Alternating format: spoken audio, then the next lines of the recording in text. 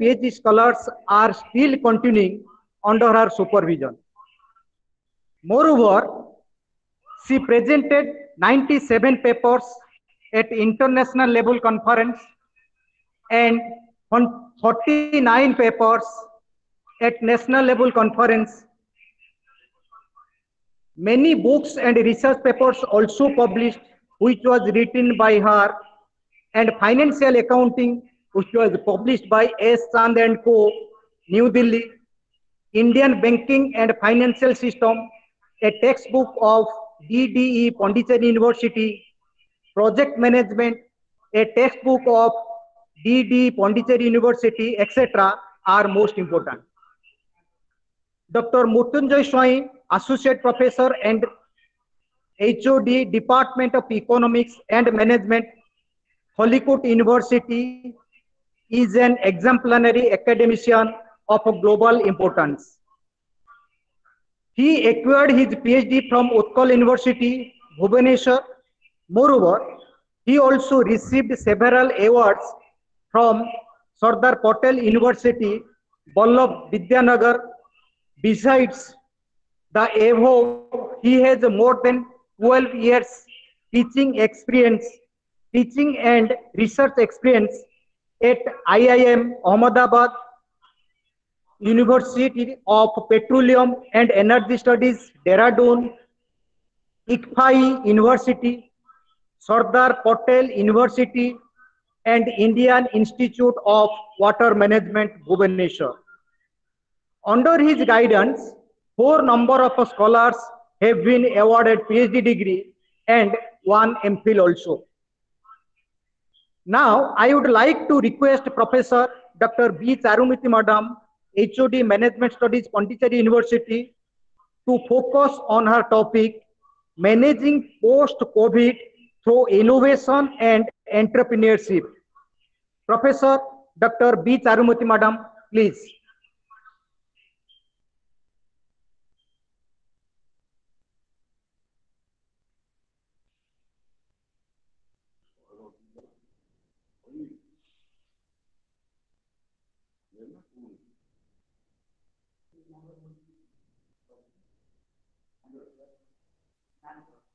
Madam.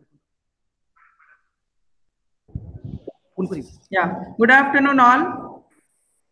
Professor Srikanta Samal, Chief Patron of this webinar conference, Principal of the College, Professor Biswal, HOD of Commerce, the resource person, Dr. Mrityunjay Swain from Kolkata University, Berhampur, and faculty members and my dear students. Good afternoon all. Can I make a PowerPoint presentation or you want extempore? Students, I want your views because I want you to be more interactive. I would give my presentation surely, and if you want, I am ready. You want me to share the PowerPoint or what? PowerPoint presentation. Okay. Madam, PowerPoint presentation. Okay, but I will go as per my ideas that I have got to share with you. I will also share the PowerPoint. Please yes, if you are able to see my screen. Are you able to see my screen? Okay. So when Mr. Deepak called me to have a webinar presentation for the faculty, students and scholars, and which involve the both PG, UG students and sometimes school students also, he said, I thought it is very appropriate to have this particular topic, how to manage COVID, post-COVID through innovation and entrepreneurship.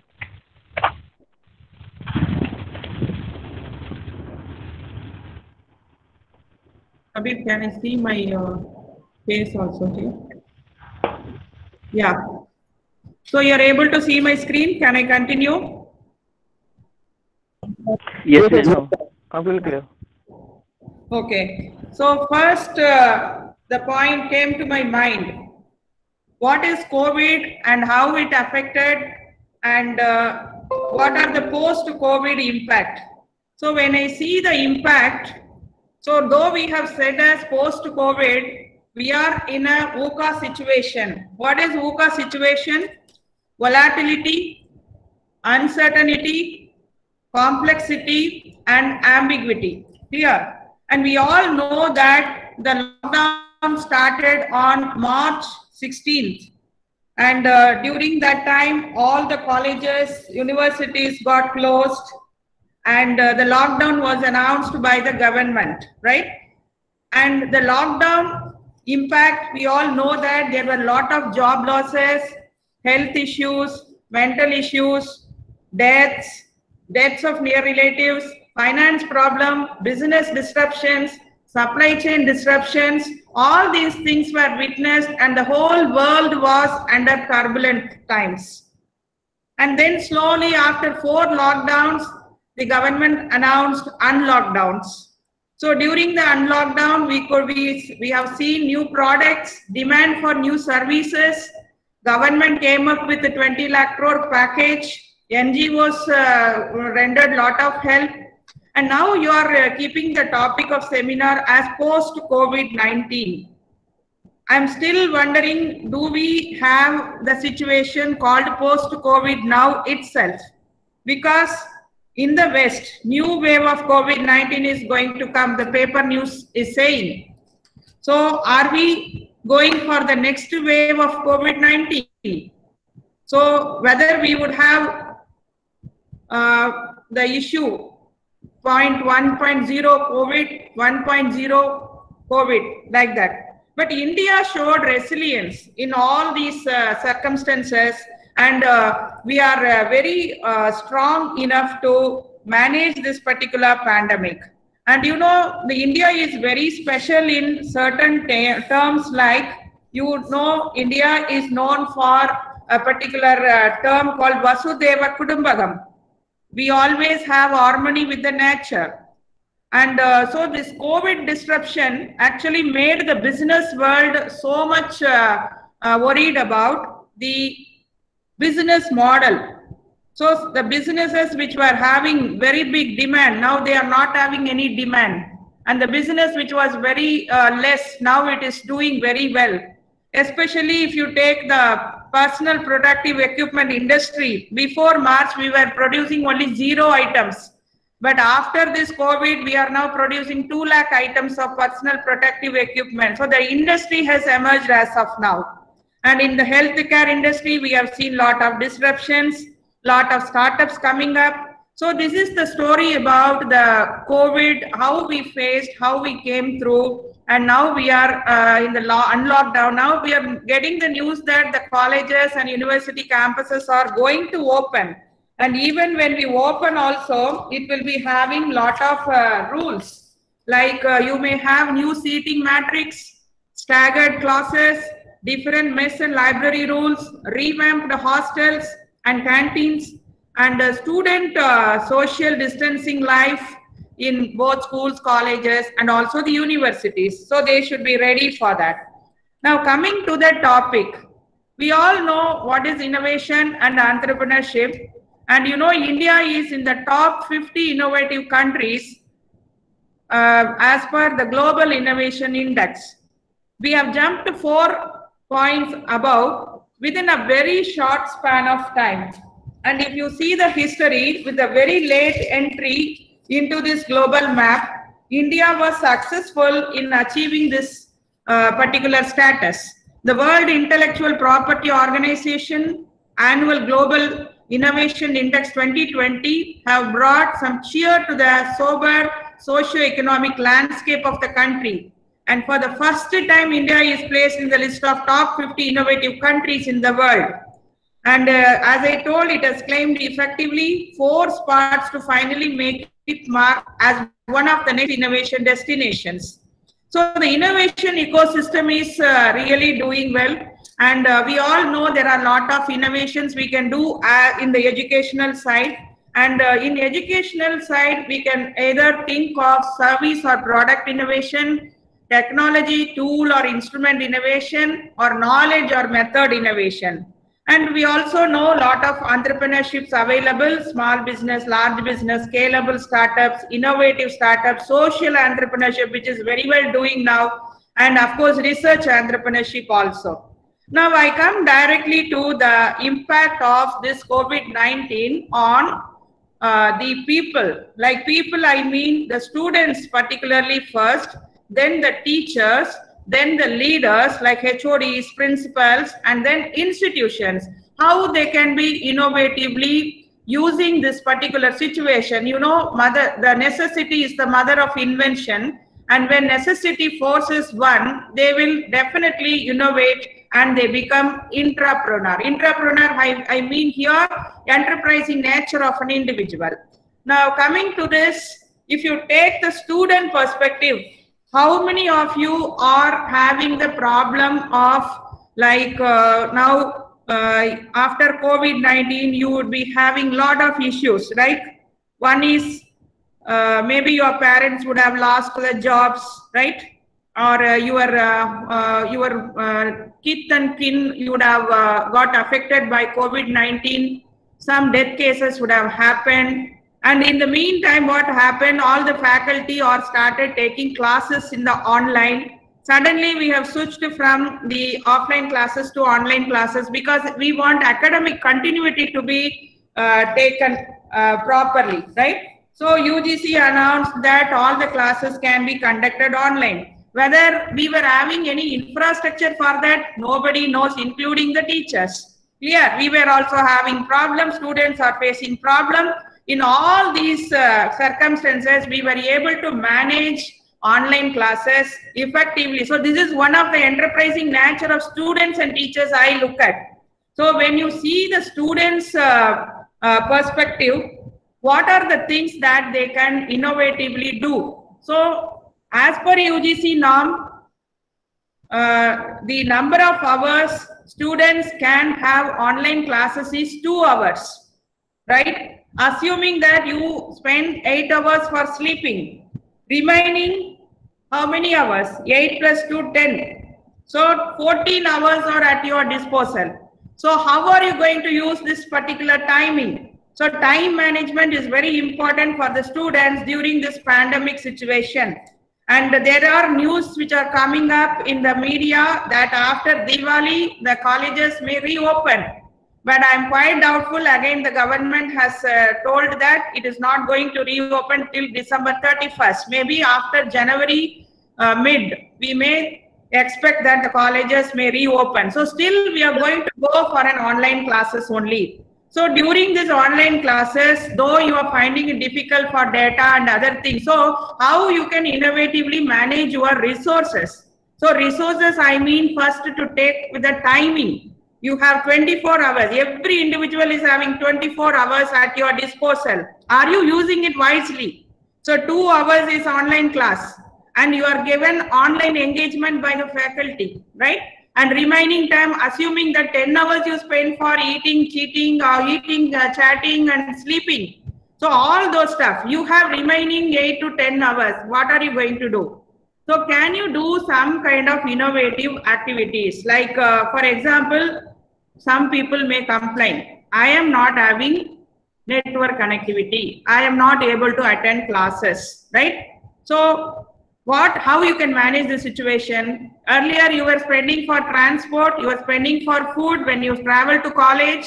When you are traveling to college, your physical environment as well as psychological environment was equal for all the students. But in the home, it is completely different. Your parents may have a quarrel. Your situation may not be comfortable for you to do learning, online learning. So you have a lot of difficulties. But in the difficult times, with the available resources, you can definitely cope with if you have some innovative ideas. So you are having a mobile phone, you are having little money which you were spending for food or your transport, which can be used for your network connection, and you can successfully attend online classes. And you can, if you are having some talent, you can also do some coaching classes. You can do online internship. There are a lot of companies which are offering now online internship. And this is a very, very ideal period because those people who are in the 3rd year of degree, or in the PG second year. No, they have to upskill themselves because they have to face the placement market. So in those cases, you have to definitely upskill yourself. You can do a lot of online certification courses by which you can say that you are professionally qualified, right? And don't ask again, where is the money? There are a lot of very, very qualitative courses available like Coursera, edX, and so many, Udemy, lot of online platforms which are available in which lots of courses are made free completely for the students because of this pandemic. Okay. And these are the ideas. And apart from this, so don't think that somebody has to help you and you have to come up in life. You help yourself. You start on your own. So if you have innovative ideas, you start your own enterprise. You have first startup idea. And the ecosystem available for innovation is very fantastic in India. So in our days, when we were doing college, when we were doing university education, we were doing research, internet connectivity was not there. Databases were not there. Incubation hubs were not there. This kind of Niti Aayog's Atal Innovation Mission was not there. And we were all struggling a lot with the available resources. We are now in this position and addressing you people. And now the new generation is having very, very advantageous position in terms of resources. Don't think that money is the only resource. You have now the innovation ecosystem properly getting built in India through Niti Aayog Atal Innovation Mission. I will also give some inputs on the same. So students can think of lot of startup ideas, and for that, how teachers and how leaders of the institutions and how institutions should take some efforts. Are you able to see my PPT?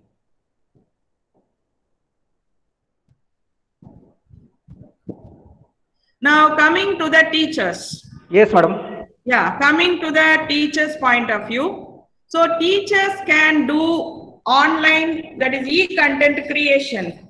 How many of you have created your own lectures? Every time we are repeating the lectures. In case you are having 2-3 sections, you will be repeating the same paper for 3 sections. We never feel bored, right? So as teachers, we are always enjoying the teaching. And whenever we have worries, we forget all worries when we go and take one class in the classes in the university or school or college, right?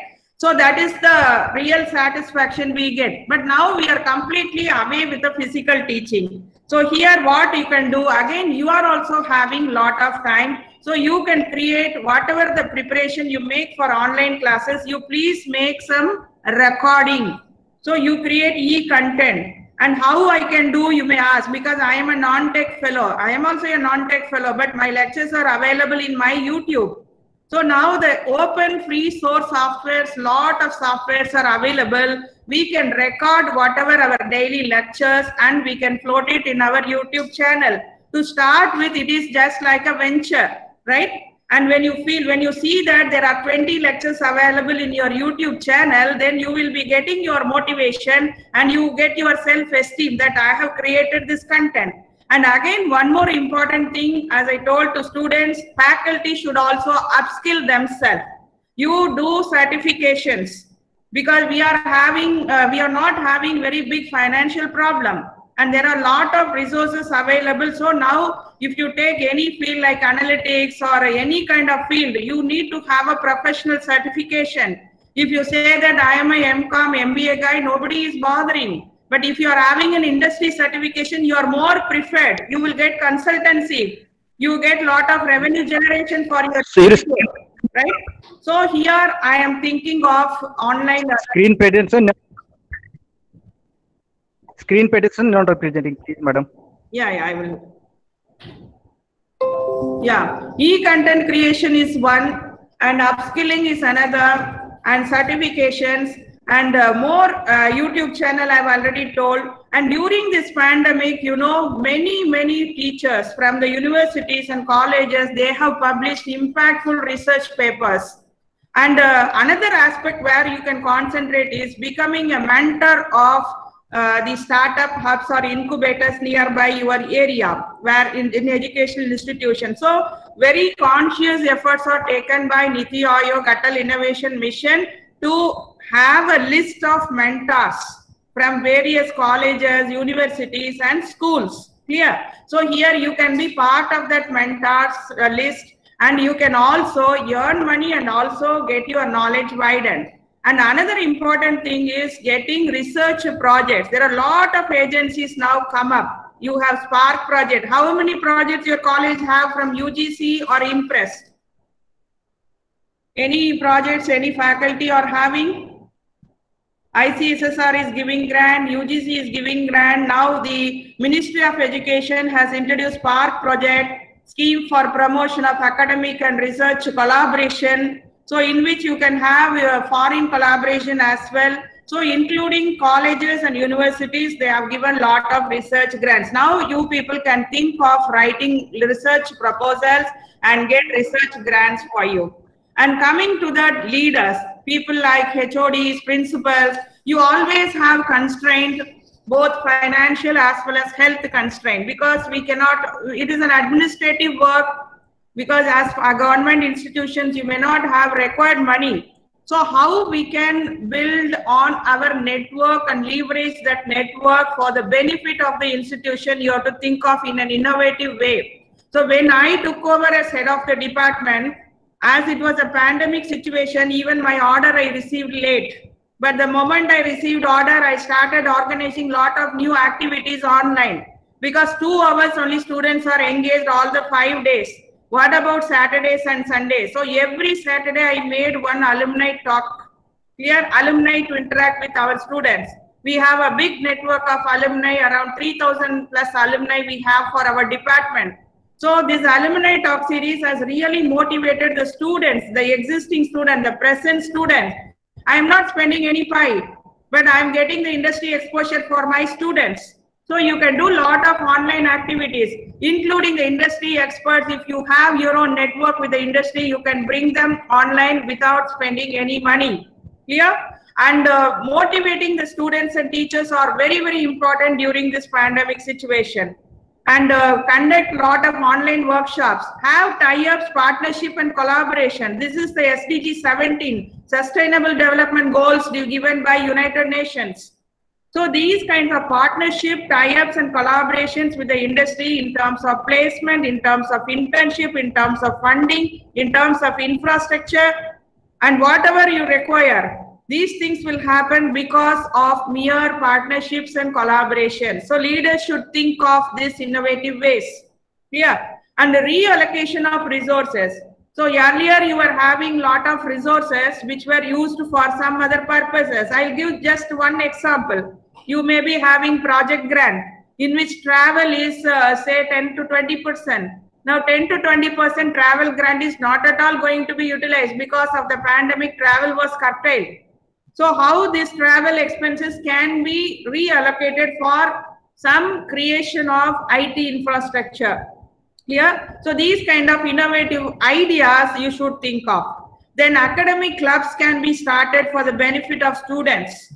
Lot of like entrepreneurship clubs. Now in our department, I can give my own example. As it is online activity we are taking up. We have started academic clubs on finance, marketing, HR and operations and entrepreneurship, and they interact every week once, and they are having a LinkedIn page wherein they will update all the developments, and alumni are part of that group, teachers are part of that group, students, current students are part of that group. So these academic club activities really motivate the students that they are not just away from the department, they are being taken care of, right? All these things have to be done by the leaders within the constraint of finance as well as health issue, because when we take a lot of new initiatives, we constrain for timing, right? We are also having, we as leaders also do time management properly. Now coming to the institutions. So now the new educational policy 2020 has really given up a lot of opportunities. And digital onboarding is one such activity every university and college has to do, right? Digital onboarding, I mean the IT infrastructure required. Now, when the pandemic started and when UGC announced that before September 30th, we have to announce the results. exams are to be conducted. How the colleges were facing difficulties because 50% of the students are not having internet connectivity. They are not having even one device, say mobile, right? So in that cases, how did we manage the examination? So the digital onboarding in terms of admission, in terms of examination, in terms of administration, all things are to be taken care of by the institutions. Again, here the resource is a major constraint. Through partnerships, CSR funds, you can definitely improve your infrastructure because there are a lot of corporate houses, industry houses, which are giving CSR funds for educational initiatives, health initiatives. So these things you have to leverage on. Then second important thing you need to think of is starting your own incubator, that is startup hub. Students, faculty, alumni, even administrative staff can think of incubating their ideas. Clear? Startup hub. And for this, funding is given liberally by government institutions. Mobilizing finance, I told. Partnership is another thing I already told. Now implementing new education policy becomes an innovative method for people. People who are going to be innovative will stay in the market. Others will be thrown out of the market because the new educational policy clearly states that autonomous degree granting colleges will come. Who is an autonomous degree granting college?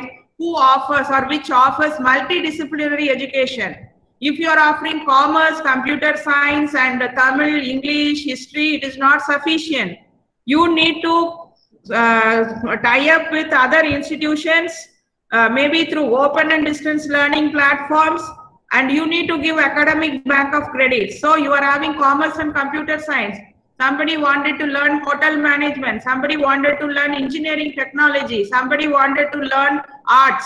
So in that case, you need to tie up with a particular institution which is specializing in that area, and you have to provide an opportunity for your students to do that courses through open and distance learning. And based on that learning, you need to give academic bank for credit, academic credits for the students, right? So academic bank of credit is going to come next year. It is not very far. Next year we have to do all these things. And apart from that, very important thing we need to do is internationalization of education. So it is not always that now foreign universities are going to set up their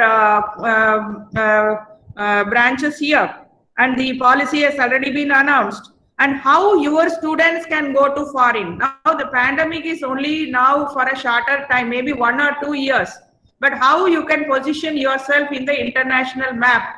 So you can have lot of MOUs, Memorandum of Understanding. Now in our department, we have 4 universities, 1 German, 1 France, 1 South Korea, and 1 South America. And people now around 8 to 10 students are traveling to these countries for 1 semester with full scholarship.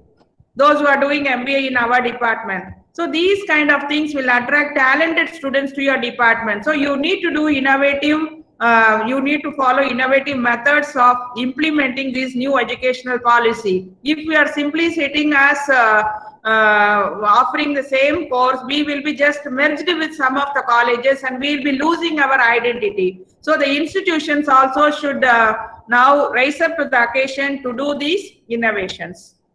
Now, coming to the innovation ecosystem in India, as I told you, NITI Aayog was set up in 2016, which replaced the 5-year Planning Commission, right? Planning Commission was replaced by NITI Aayog, which is a think tank of India.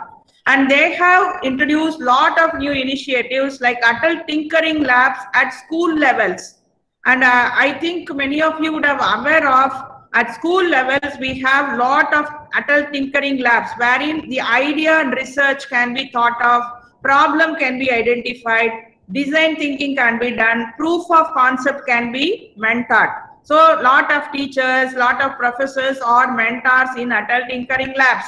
And please, all the faculty can think of becoming mentors because they need more and more experts. Second level of activity they have taken is Atal Incubation Centers, wherein we do real pilot implementation. The idea what we got from the tinkering lab is now tried here. So pilot implementation is done, and almost all the engineering colleges, universities are given Atal Incubation Centers with a funding of 10 crore. if you want to set up, your college wanted to set up AIC, you are welcome. You can just apply to NITI Atal Innovation Mission and get it done. And third initiative they have introduced is Atal New India Challenge, wherein real production is done through the startups, right? So whatever we have done in pilot implementation, if it is successful and they are given some kind of a step up, like acceleration is done through the Atal New India Challenge, they will be calling for hackathons or ideathons or the ideas, successful ideas, and they will be pitched for the funding. So where you will be getting huge funding for starting your own production if your idea is really successful and very useful to the society. Then another initiative we have is Atal Community Innovation Centers. I am very proud to say that I am the project leader of Atal Community Innovation Center in Pondicherry University. And the main idea is, see, all the above things, like from idea to product production startup, if you wanted to have, the community should be involved. What are the community challenges? What are the social issues? For that, how we can give innovative solutions using the technology or any other method.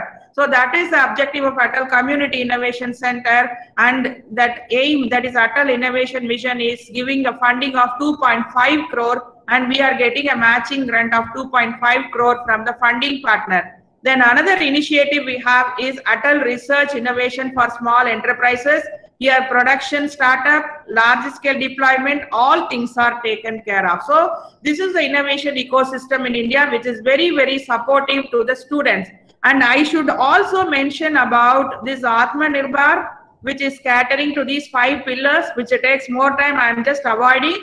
Just these are the 5 pillars: economy, how economy can support, how infrastructure should be developed, how foolproof system should be available. And you know, the demographic dividend, the youth population is very, very important, and the demand is very huge in India. So India need not look for the West or other countries. Every country will look to India, and India will become self-reliant. That is the policy which our present government is having. Now, if you take the opportunities, our new education policy 2020 has opened up a lot of new opportunities wherein innovative ideas are welcome. Your enterprising nature only make you survive in the market. And again, from the students' point of view, the Ministry of Skills Development, they've identified 20 future skills like IoT, cyber security, artificial intelligence, blockchain technology. So there are a lot of future skills they have identified. There are a lot of programs which are going on free of cost to equip yourself. Whoever is interested, please visit Ministry of Skills Development. They are conducting regular programs for the student benefit. And as I already told you, government funding you have to tap, because DST is giving, Science and Technology is giving, Department of Biotech is giving, Atal Innovation Mission is giving. There are a lot of other funding agencies which are liberally now giving funding. Only research proposals are required from the faculty side or institution side. So institutions should really motivate the faculty to write proposals for their individual research purpose, as well as for the institutional facilities like startup hub, accelerators, to set up some kind of innovation hub. These are all the things required. And for doing all these, you should always collaborate with the industry, because industry collaboration is very, very inevitable, because ultimately we need to market our innovation, right? Simply we innovate and we sit in our home, nobody knows about our innovation. So we need to have that motivation, means we need to come to the market. For that, we need to have a system. And now coming to Odisha, I hope you all know this data. The number of startups we have in Odisha is 774. Seed fund startups are 116. Venture fund startups are 21. Incubators are only 12. See the number, only 12 incubators are there. So now your college can think of setting up an incubator. Number of incubators are only 75. Incubation space is okay. Nodal agencies are 13. Number of entrepreneurship cells are only 17. Your college also can think of setting up entrepreneurship and development cell. Now coming to the final conclusion. So Odisha is looking for a new wave of innovation. This was the tagline the Odisha government is using. So its aim is to become top 3rd startup hub in India by having accelerators, entities like 1% company, incubators like startup hubs, then encouraging startups. And Odisha is also identified as smart city, I hope, right? Then they are also having ease of doing business only with 3 steps. Anybody can start the business. So I feel new wave of COVID will be beaten up by the new wave of innovation in Odisha. Now to conclude, 20 years from now, you will be more disappointed by the things that you did not do than by the ones that you did do. So throw off the bowlines, sail away from the safe harbor, catch the trade winds in your side, and explore, dream, and discover. Given by Mark Twain. So with this, I close my presentation. Now, any interaction we can take up as per your convenience.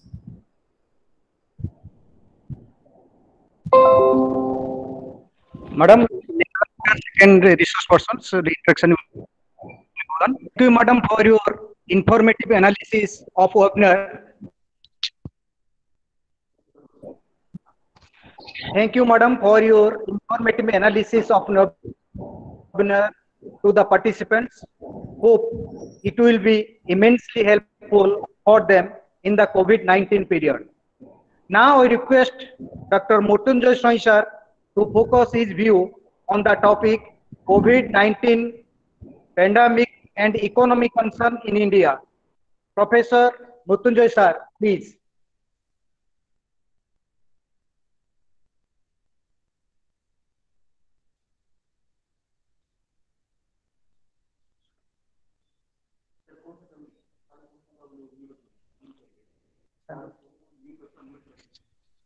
Mrityunjay sir, please unmute.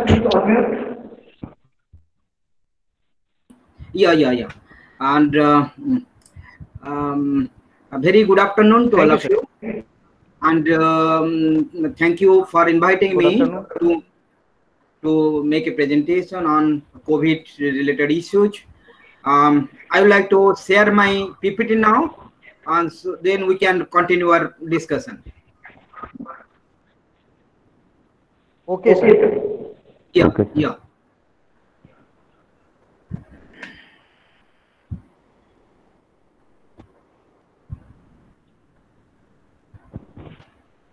Is it visible now?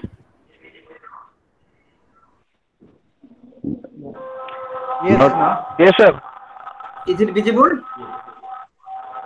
Okay. Yes, sir. Clearly visible. Partially visible, sir. Oh, okay.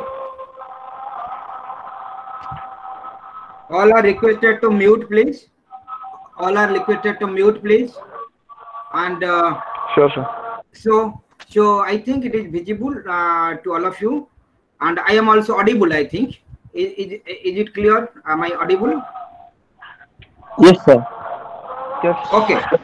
The screen is Yes, partially sir, visible. it is audible, but PowerPoint presentation is partially visible. Huh? It is okay. I have shared it. Should I share it once again? Partially, the entire slide is not visible. COVID-19, what you are able to read? Yes, now it is okay. Now it is okay. Okay. So,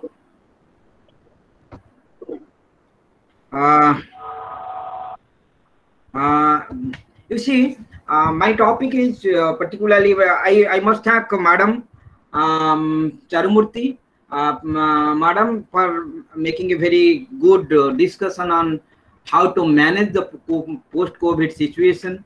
And particularly, we should be innovative, and we should use entrepreneurial skill so that we can reduce the kind of burden our society is actually having now. And for students, for teachers, and for all different sections of the people, we have so many innovative ideas we need to employ. I must thank Professor B. Charumurthy Madam for that presentation.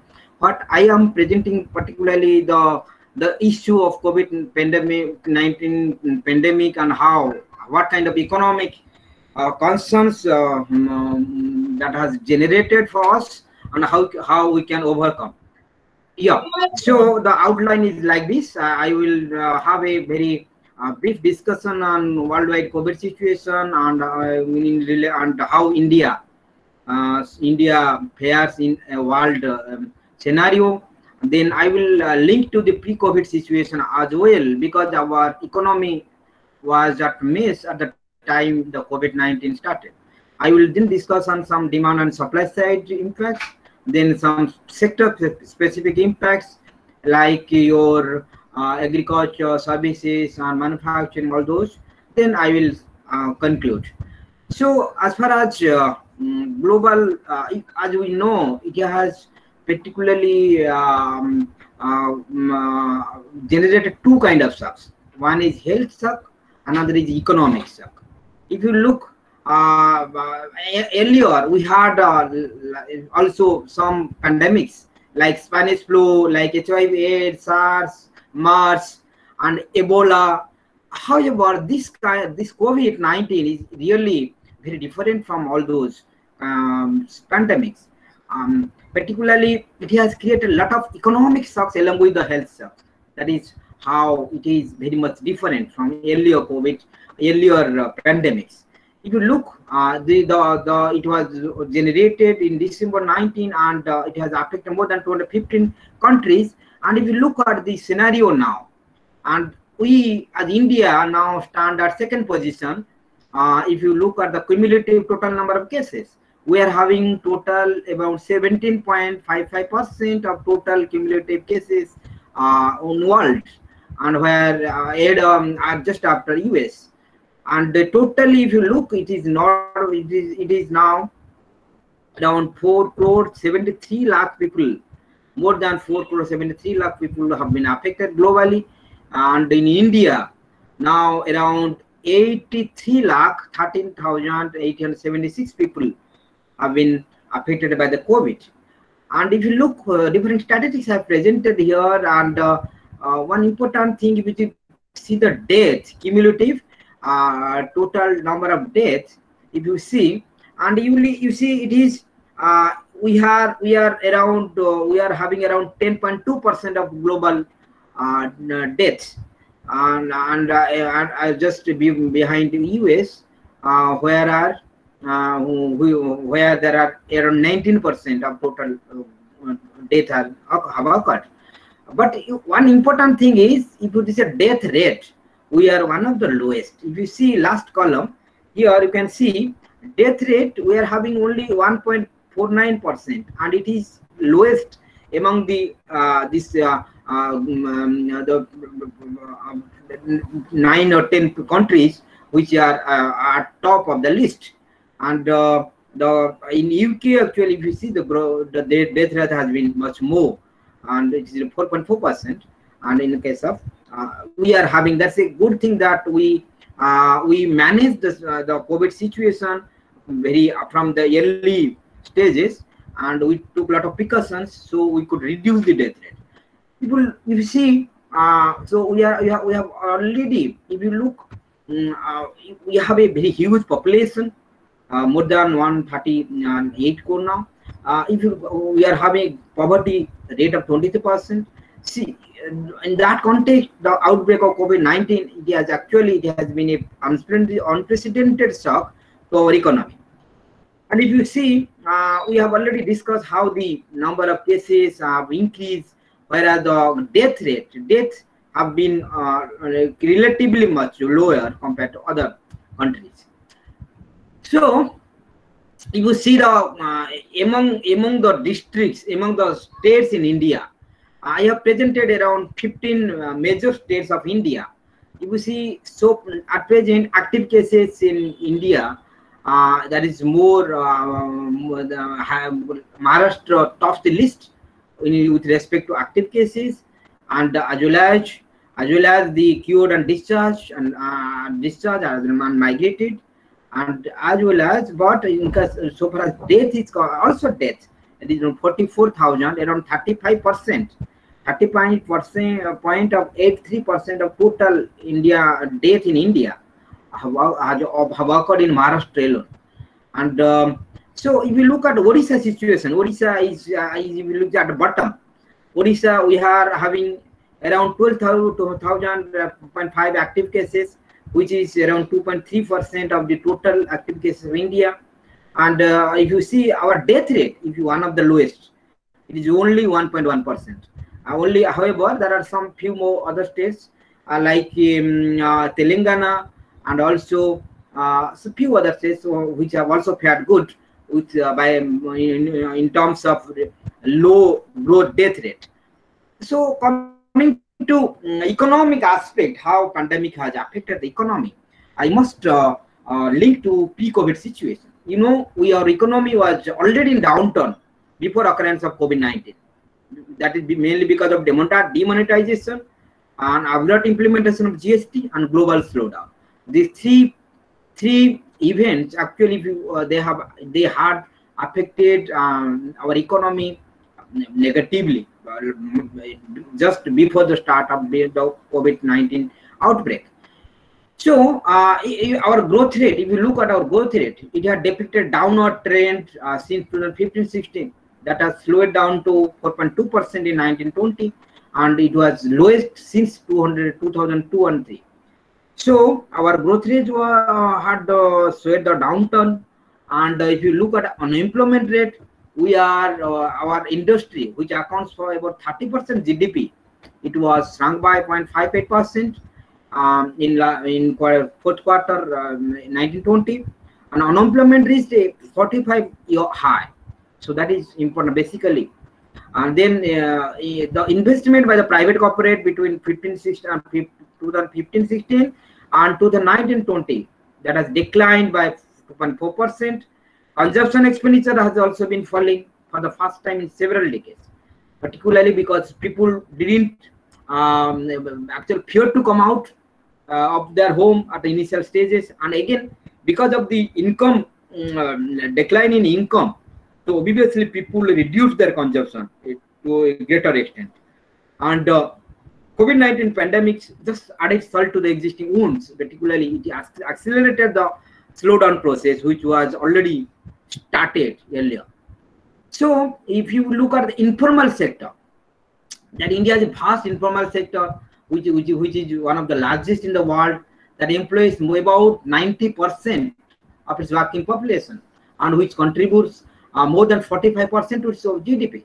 But if you look, this sector, it was hard hit by two consecutive shocks between 16-19. First is demonetization, which happened in November 2016, where 86% money in the economy became unusable overnight, and there is a haphazard introduction of GST also affected a lot the sector, informal sector. If you look for the informal sector, particularly because they transaction, the number of transaction was in if you look, it was comparatively very high, because the informal sector, they don't have much saving, that they don't make a very big investment at once. So they do it repeatedly. They go bank and other financial institutions repeatedly. They don't keep much liquidity with them. So these processes actually affected a lot for them. If you look at the banking sector, that was also affected badly. Particularly if you look the public sector bank, they are still struggling to deal with the mounting losses from non-performing assets on their balance sheet, and as a result, actually there are credit growth.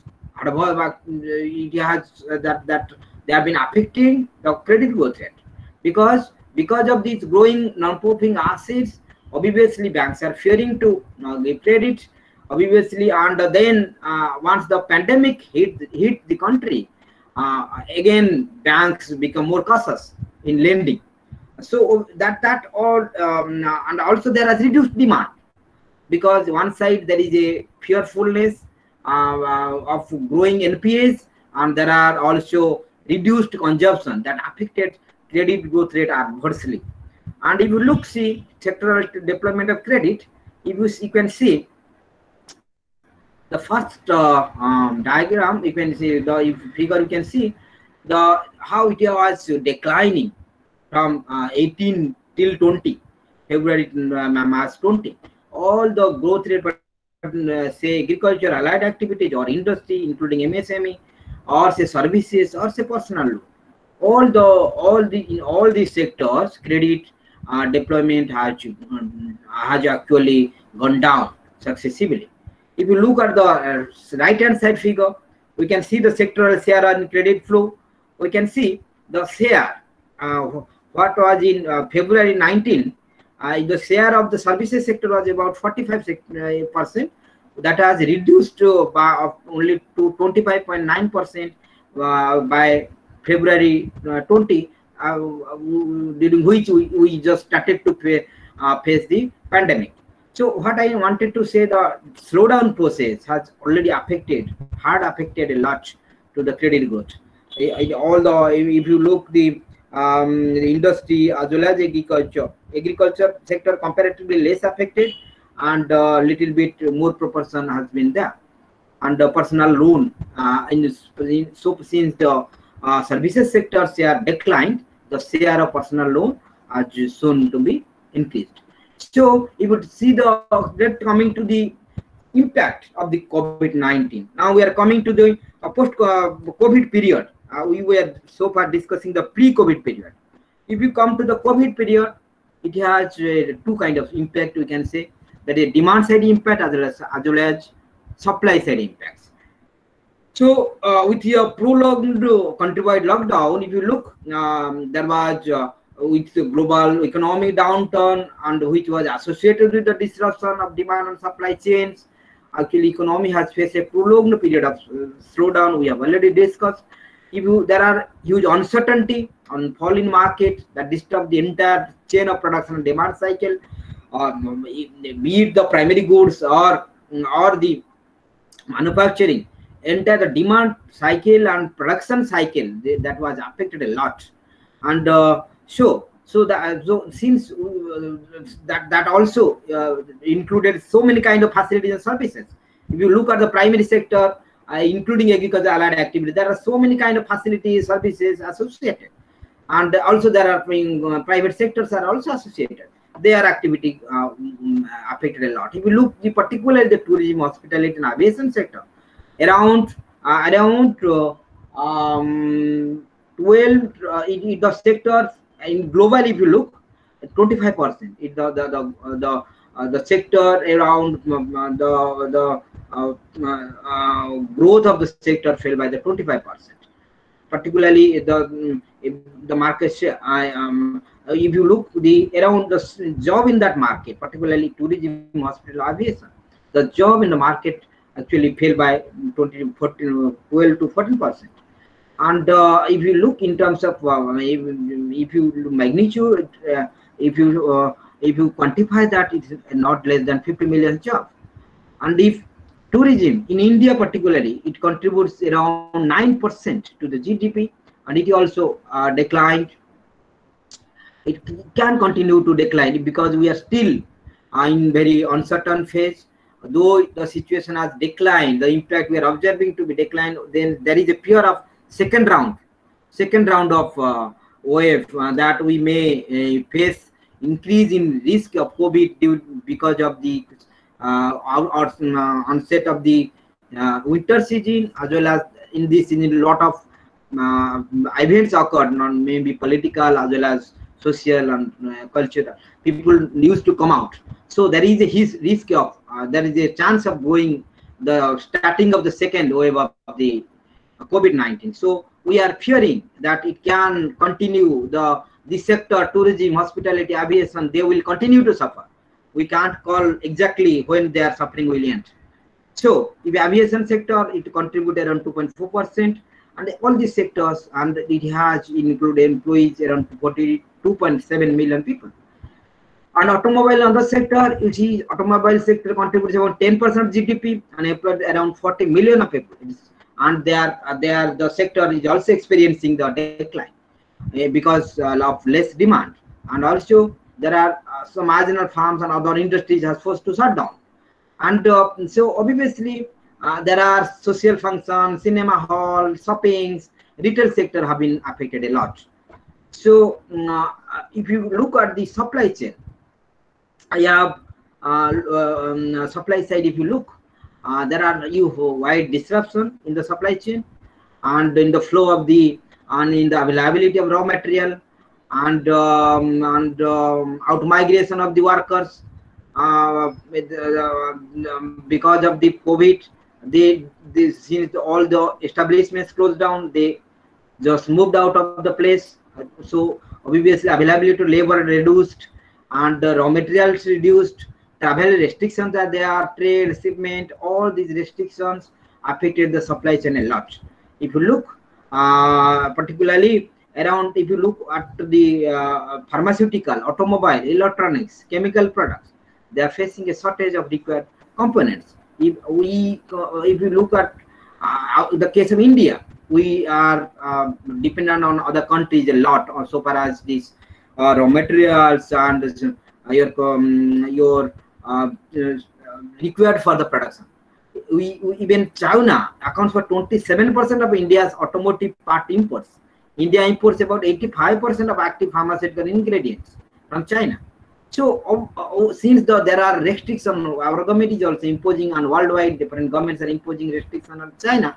There is a actually the flow of these supply chain or the raw material, flow of raw material and entire supply chain has been disrupted. So that has affected the production as well as availability in the market of the commodities in market. Cargo and all those things also, they have been affected a lot. In case of Indian cargo, what we have observed, it has gone down around 20%. Okay, and then banking, financial market, we have already discussed a little bit. There are, because of NPA program, sneaking of credit growth, this sector have affected a lot. So if you look the trade sides, as per the World Trade Organization, world trade has been is expected to fall by between 13 to 32%, particularly for this pandemic. And the trade balance of India has shown a trade deficit of $9.8 billion, and in March 20. So according to UNCTAD, India's trade impact is about to be $348 million.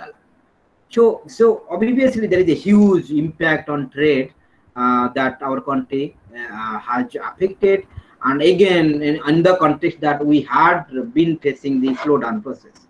So trade sector has been affected a lot. If you come to the agriculture, rural sector, where we know we are our more than 70% people depend on this sector, and that feeds the country, and they work, they provide the workers or laborers to different manufacturing other sectors. And this sector, how these sectors have been affected. If you look agricultural GDP share, if you look, it has increased from 2.4% in financial 2019 to 4% in 2020. Particularly, we had a good monsoon and a good harvest, so we had a good contribution, so that GDP percentage increased.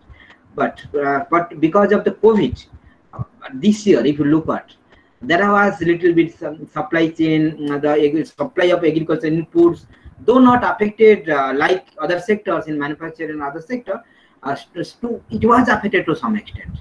And if you look at the rural wages, particularly rural wages, if you look, it was also, we can call, it was reduced to certain extent. Why? Because there are in migration of the workers from the city area to rural areas. There are so many workers in construction sector and other sectors, other building and construction workers, and so many other workers were there. They came down to their villages. Obviously, the supply of labor in villages increased, and so as a result, there could be the labor charges could be. However, there is another issue, that those people who used to stay away in city area, they normally don't love to work as a worker in their villages.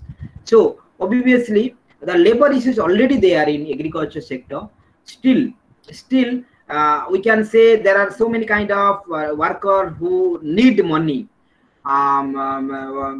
urgently, so they will continue. They can join any kind of work in villages as well. So some sort of, if you look the wage and supply of labor in agriculture, that was not a problem if you see. But problem was in the front of prices of agricultural commodities, because closure of APME, MCs, mandis, and that affected the supply chain, because all these things, whatever agricultural productions are there, people could not sell to the at the proper at the desirable prices. So there was huge food wastage, and there are massive losses for the Indian farmers.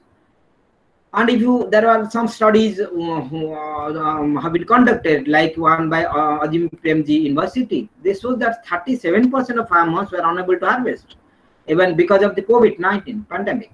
37% have sold at reduced prices, and 15% were unable to sell the harvest. So government should work on smoothing the wholesale and retail marketing and initiate procurement operations. So what is it is important that we need to address this issue. Government has this task at hand. If you look the dairy farmers, poultry farmers, their worries actually have been doubled, tripled, and it has increased manifold. If you see dairy farmer and poultry farmer, in case of dairy farmer particularly, because of the lack of demand, they dump their milk in the drain also. There have been some cases we have observed. Because there was no demand, since there is no demand, obviously they just had to dump their milk and other milk product. If you do small poultry farmers, there was a lot of particularly these farmers were affected a lot, because people feared that if they consume poultry product, that may affect the they may be affected by the corona. So obviously that kind of environment, actually that kind of situation made a very huge loss for the poultry farmers. And if you look at some states like Maharashtra, Karnataka, Odisha, Andhra, they are struggling a lot. They struggled a lot, because their sales crashed about 80% over such kind of false claims that if you consume poultry products and even fishery, even fish and poultry products, we may be affected by the corona. So there are all these things affected a lot them negatively. So there have been cases of, because of the lack of demand, seasonal agriculture, horticulture product like fruits, vegetables have been dumped. They have been sold at very less price. And you could see there was a study by NABARD that shows that only 23% rural income comes from the agriculture, whereas about 44% income comes from the wage labor, where 24% of the from government and private services, and 8% from other enterprises.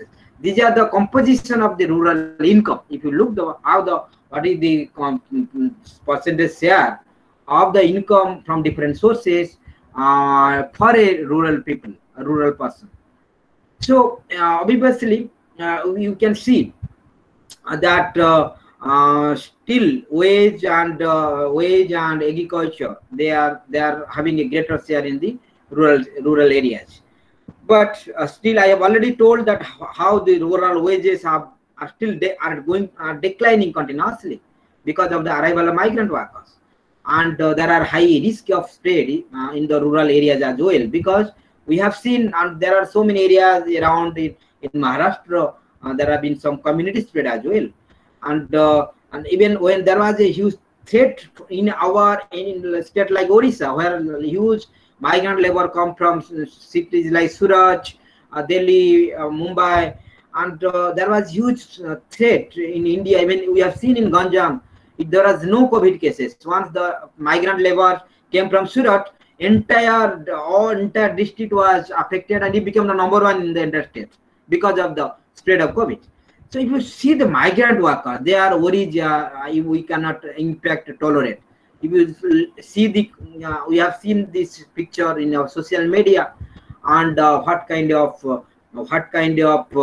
condition they had faced because of this sudden unlock.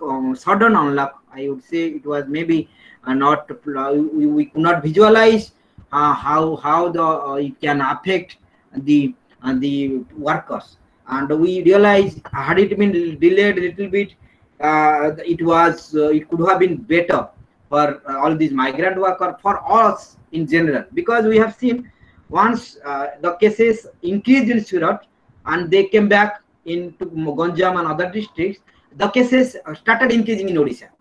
So those kind of we particularly could not visualize what can be the proper steps or proper measures to restrict COVID-19, to fight COVID-19. So government imposed restriction, lockdown suddenly, that affected a lot to these migrant workers. And we cannot say, in fact there are so many unbearable stories.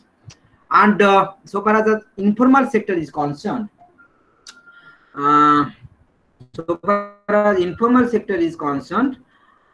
we are having around 465 million workers, and we are 422 million were informal workers. Out of the 465 million workers, 420 million were informal workers, and they the most affected. As I showed the picture or photos, there was a loss of 122 million job in April, and out of that, small traders, dairy wage labor lost 91 million jobs. If you look the employment rate, it was 1.1% on 22nd March, which declined to 26.4% in May, and that slightly improved. And if you look at the MSME sector, that contributes around 30% of Indian GDP, and that employs around 50% of industrial workers. That contributes half of the overall exports. However, this sector have been about 35% MSME, 43% of self-employed don't see the chance of recovery. If you look at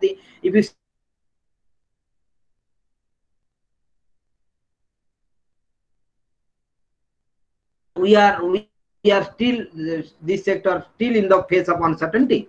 And so if you look, coming to the program and policies, our Madam Charumurthy has discussed already on some programs and policies for academic sectors and others. If you look, there are Atmanirbhar program and so many other programs were started by the government immediately and after a few months. And anyway, but we see there are certain gaps that those policies could not do the justice for the people who need it most. If you look in the supply side, there is a need to extend financing to farms to enable them to stay solvent and to help resolve the other supply disruption. On the demand side, we need to give relief to those who are in need and to help generate demand. You see, in this MSME sector, and large number of units have been closed down because of the COVID, and we need to revive them. So that needs financing. And if you look, the central government and RBI, they have announced several rounds of fiscal and monetary policies, and particularly if the government, they have started the Pradhan Mantri Garib Kalyan Yojana with a financial package of 1.7 lakh crores, Atmanirbhar package with 3 components: monetary action, fiscal action, economic reforms. And if you look, there are whatever the financial fiscal incentives we have through our government, it is still one of the lowest at the international level. If you look at US, Germany, Malaysia, UK, India has a major budget provision for just 1.3% of GDP, compared to 10.7% GDP in US, 21% in case of Germany, and around 16% in Malaysia, and around 15.3% in Spain. So we are having very actually less budget for this. And again, if you see, particularly there are some sectors that I discussed. I will not discuss those sectors which Madam has already discussed. I will focus on these 70% sectors where the 70% of our population depend. I will have these are few last slides. And if we see, there are I have already discussed that how the budgetary provision was insufficient, and we need to enhance for this budgetary provision for farmers, agricultural laborers, workers, and those are in the supply chains, and particularly, and then for ensuring the smooth operation of the post-harvest activities. And we need to, because they are with the social, because of the COVID, they are not able to join their duty, and they are already in the poverty condition. So we need to give them some sort of financial packages so that they can come and start. They can their work, and they can start their production activities. If there are retailer, there are small business and entrepreneurs, they need some money for starting their work. And all these things require say marketing, retail, wholesale, storage, transport, all this sector. They need some kind of boost, initial boost, to come up and start their activity, and then after some period they can gather the momentum. The informal sector that has been severely affected, I have already said, they need to be given cash, some cash income support. And in case of rural areas, the NAREGA, MG NAREGA, Mahatma Gandhi National Rural Employment Guarantee Act, the work under which the workers or rural workers are not used to given 100 days for household in a year, that need to be raised. In some cases, some states it has been raised, but so many states it has not been raised, and this program is not running properly as well. There are so many actually violation of rules, though there is a guideline that only manpower has to be used. Machine use will be should be remain minimum. Nowadays, people are doing a lot of malpractices. They are completing the work by using machine and showing false lists that they paid to the workers. Some sort of, so actually what is happening? Our workers are facing the problem. They are the ultimate impact are actually are faced by these workers. If you look at the if you can implement this one nation one ration card system, so this can also help migrant worker, because since migrant workers are so many places they work, this provision can help them. And I have already told MSME sector should be strengthened. On supply chain, one has to concentrate on smooth operation of post-harvest activities. And I already discussed on these things, negotiable, how warehouse receipt for go down and storage have to be intensified. And if you look, last but not least, we have huge money has been actually flown to for managing the COVID-19 situation. Huge money has been injected for managing the COVID-19 situation. There have been allegations that these money have not been used properly. There are corruption charges. There are mismanagement charges. So we need to look at this transparency and accountability aspect. And if you look, rural agrarian sectors being the backbone of the Indian economy, it is time to adopt Gandhian model of growth and start community economies. What we want, we need to strengthen our rural economy. We have to make them self-sufficient so that they can get everything out of their system. They don't need to depend on this outer sector, say maybe other sector in city and other area. If we can develop our rural sector, we can make them self-sufficient. What Gandhiji had suggested from much so many years ago. So we have to concentrate that, because whatever happening now, so many programs are starting, have been initiated by the government for the development of this rural sector.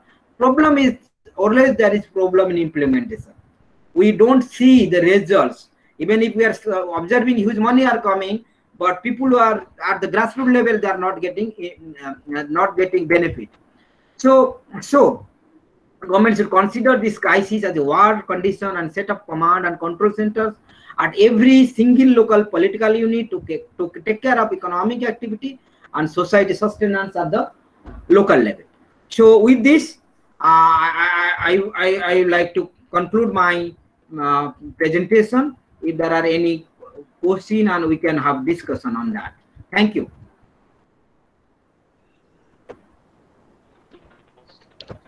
Thank you, sir, for your views and effect of COVID-19 economic scenario exclusively on India.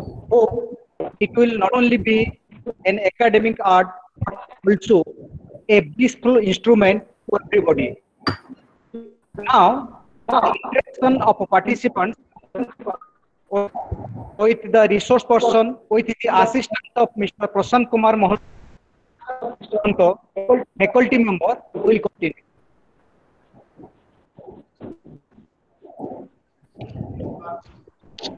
Any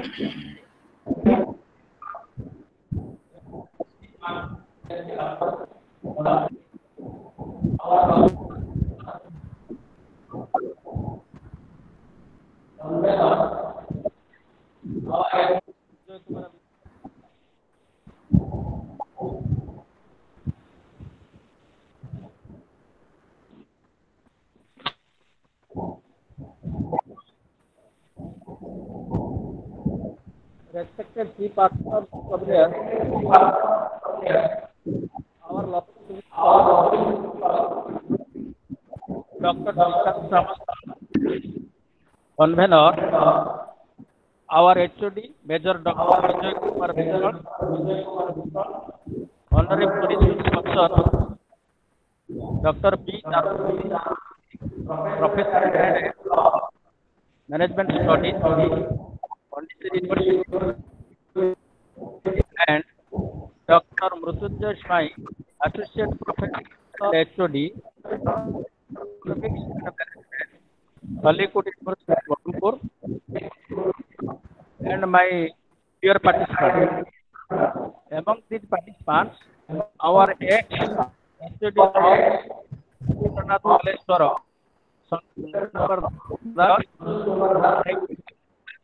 and all different colleges and research persons and our loving students are I congratulate them. Afternoon to all of you. This is a questionnaire session and my duty I just all research persons asked by our participants coming to that to both the of chosen by managing post COVID-19 through entrepreneurship and COVID-19 pandemic and in India. Both are sides of a coin, and very important topic during this crisis period. And two professors, they gave their talk, valuable talks to us, and all the participants must be benefited out of all these talks, and especially the on 26th May, crisis announced that it will perhaps be India's worst recession since independence. India has faced a recession only thrice since independence. That is in 1958, 1966, and 1980. But this recession is the worst recession since independence. Labor-intensive sectors such as construction, real estate, retail trade, transport, service sectors like tourism, aviation, hospitality, automobile suffer during this pandemic situation. So, the valuable talks by both the research persons are facilitated to us about all the situation, how we overcome the situation. And first of all, I will thank Dr. B. Charubati, who has told about the students and how they will manage this period, especially 24 hours in a day, how they will manage. That is most important thing. I think my students will listen and they will also spend their time as per our direction. And now I request all my dear participants, they can ask questions about the topics, and our persons will give answers to all our participants. Now, ask.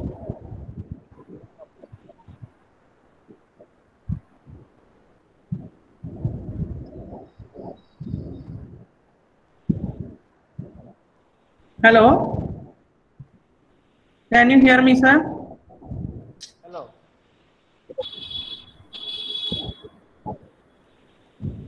Can you hear me? Deepak, can you hear me? Yes, ma'am. Yes, So, ma'am. I could see one question in the chat box. Should I take up that question? Asked by Bhatta Yes, Academy. Yeah, the question is this: in post-COVID-19, still students are facing the difficulties because all are not getting the benefits of online learning. Some are getting morally down. Also because of COVID-19, due to non-availability of physical learning, students not giving proper importance and attention to their lessons. My question is how we create awareness among students and parents regarding the importance of learning in post-COVID-19, please. This is the question I have. Can I take it up? Yes. So the research studies say that there is a positive correlation between parent involvement and student success. Simply, if you put virtual schools work better when parents take an active role in the child's learning. So as parent of an online learner, it's imperative to be aware of the tools and services available to the student. Parents often feel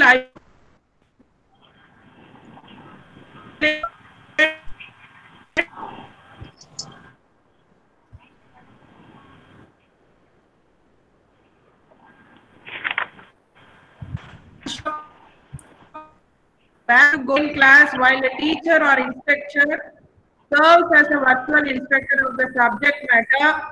A parent should know when to lean in and when to lean out of a particular online learning environment, and they are not meant to serve as the online course instructor. Instead, they should offer facilitative support to the learning structure and help the child achieve his or her lesson goals, right? So here the college or schools can conduct orientation program for the parents, and in order to make them understand that the importance of learning is very, very essential, or how to make them understand the learning is important.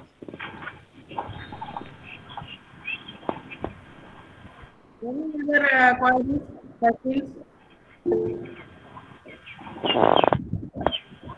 Migration is another issue. Migration problem.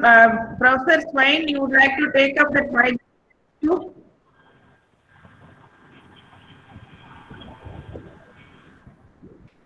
Yeah. Okay. I request all other people to mute, please, because there is huge disturbance. And okay, madam, you would like to know some issues related to migration, is it? And I have already discussed to some extent about this migration issue. Particularly, we know all about this. Particularly, the state like Odisha, the state like Odisha and other poorer states, even West Bengal, they have been affected a lot because of this migration issue. Because large number of people migrate to Surat, even Rajkot, to Mumbai, and all, and New Delhi. So once if you see, we have observed that the migration it could not be managed properly because of the sudden declaration of the lockdown, and the people had no way to live, because this group of people, they don't have any savings. Normally they earn and and live. They earn today and again purchase items for their living. So as a result, they don't have surplus money with them. As it is, what happened, that government and didn't understand that if we do this, how these people will manage themselves. On the other hand, we saw even the employer, they didn't support these workers also. They just even drove out them. I have seen so many cases. The workers have been driven out of the place because of the COVID. They didn't give them the shelter. They didn't give them the shelter, food during this situation. Actually we can say this very pathetic situation. And as I had showing that photo, we have seen even throughout the road how people were traveling with their children, with their luggage, and without food, without any assistance. So many people died on road also. And we have seen in this Berhampur area, some non-governmental organizations have supported them in terms of food on the NH National Highway. So obviously, I think this is another mistake, like that we didn't manage it. We didn't foresee how this migration issue can be handled if we impose lockdown suddenly. Maybe the things have happened, people have suffered, we can't go back and take away their suffering. Anyway, we need to learn. This pandemic have given us so many new lessons compared to previous pandemics. So I hope our government, policymakers must learn large number of lessons from this pandemic, and they will remain careful for future disasters like this. Thank you, madam.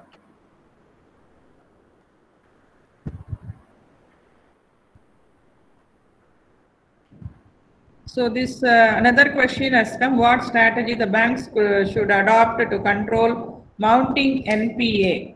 So NPA is already existing problem. Now COVID has aggravated this issue, and the banks have to maintain the credit quality of their credit portfolio, quality of the credit portfolio. But now given the situation that the RBI has announced moratorium and other things, and now NPA is already an existing problem. Now it has aggravated, everybody knows. But the banks which are really following the credit policies, and they are not having any problem. So already if your credit policies, credit standing, credit terms and conditions are not up to the mark, definitely that particular bank will be having mounting NPA, and finally it might lead to the operational risk as well. So this is only a credit risk what I foresee. The credit risk is going to increase as NPAs are going to increase, and this might lead to new kind of risk called operational risk as well, right? That might become a culture of people to cheat a loan, because you know there are large value fraud monitoring committees which are set up in the bank. But now this is the priority sector from which also we are expecting lot of defaults because of the real situation, because COVID has put everybody into difficulties. Agricultural sector, as Professor Swain said, it got affected. Supply chain got affected. Harvesting got affected. So lot of food industry, so many things got affected. So people who are involved in SME, who got borrowed loan from the banks, here SSI sector, artisans, farmers, and other agri people, these cottage, tiny industries, definitely they will be finding it difficult to repay the loan. And of course, they have to do something. Banks have to come up with a capital.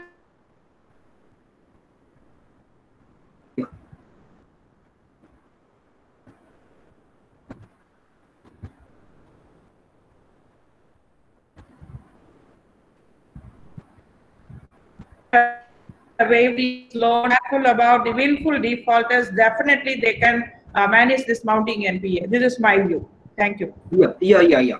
You are absolutely correct, madam. What your observations, particularly MPA problem is going to stay for the time being. We don't see any prospect to resolve this issue because it was still there. It is continuing and with this COVID situation.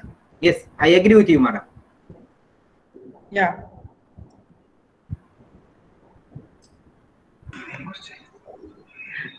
Ma'am, one question from our participant. Can you describe more on Atal New India Challenge? Atal New India Challenge. Then? Atal New India Challenge. Yeah.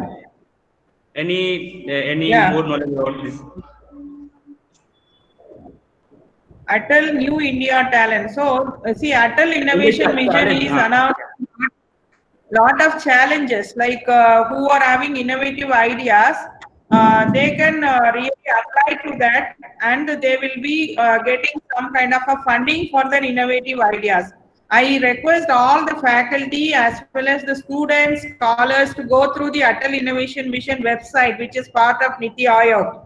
So you will be having lot of opportunities to participate in that. So Atal New India Challenge is one such challenge. Their open platform wherein you will be going with your proof of concept or startup idea, wherein you will be getting the funding in competition. So everybody will be presenting their startup idea, and whoever is, whichever is very impressive based on the jury, they will be giving right away the funding required to start up your business. Yeah.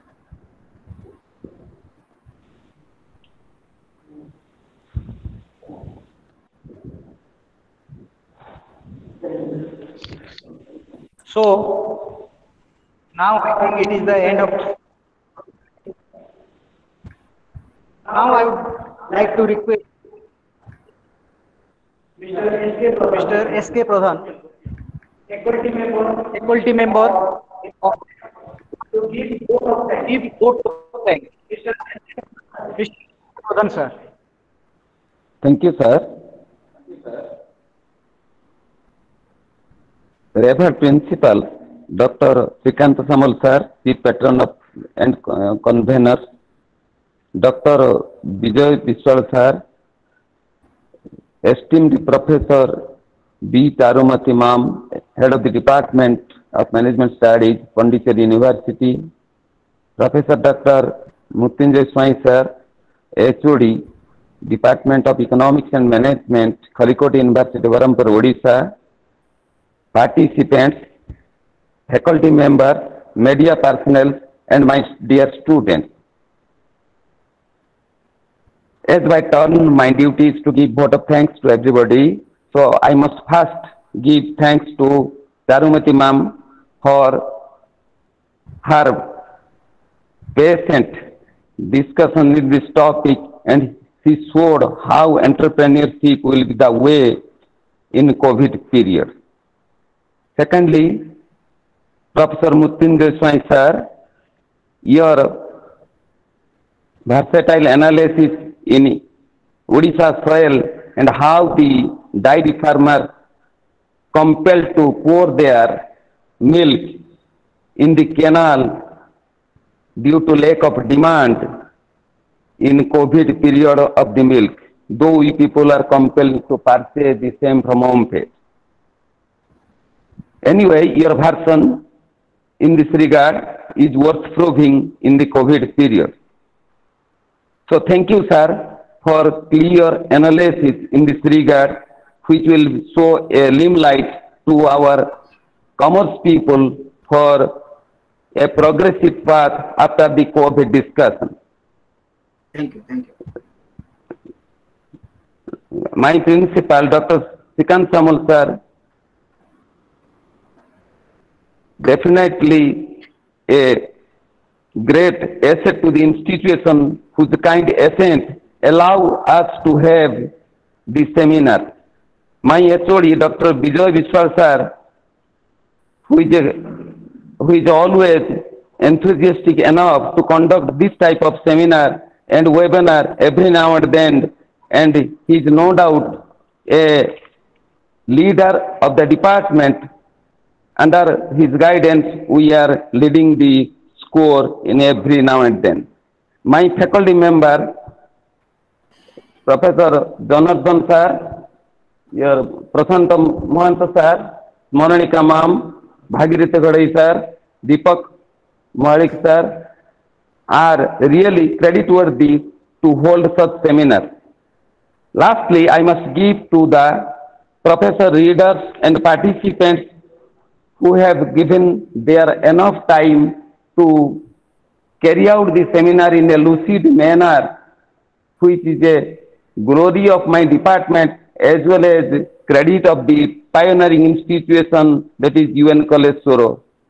Hope this will be remembered in the ensuing period, that our Charumurthy ma'am and Mrityunjay Swami sir helped a lot in this regard to conduct this seminar. Thank you ma'am, thank you sir, thank you everybody.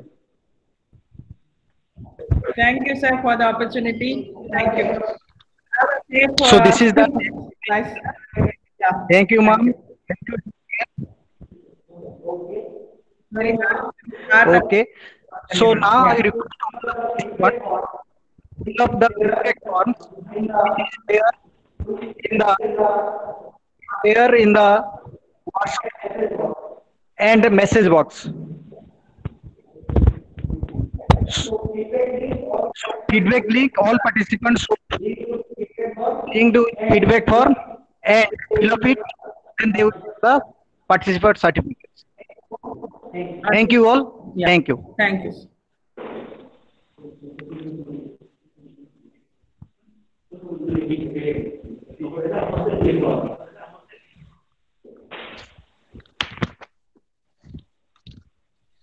Now session is over, and all the requested to dealing there.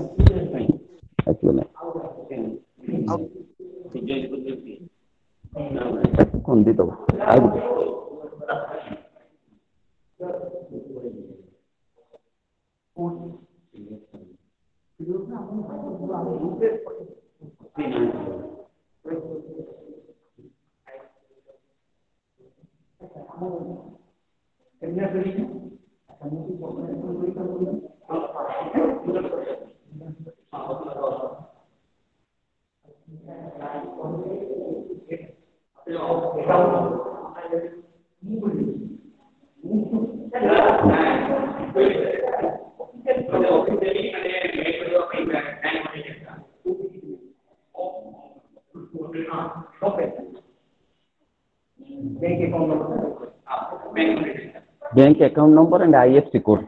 Bank account details.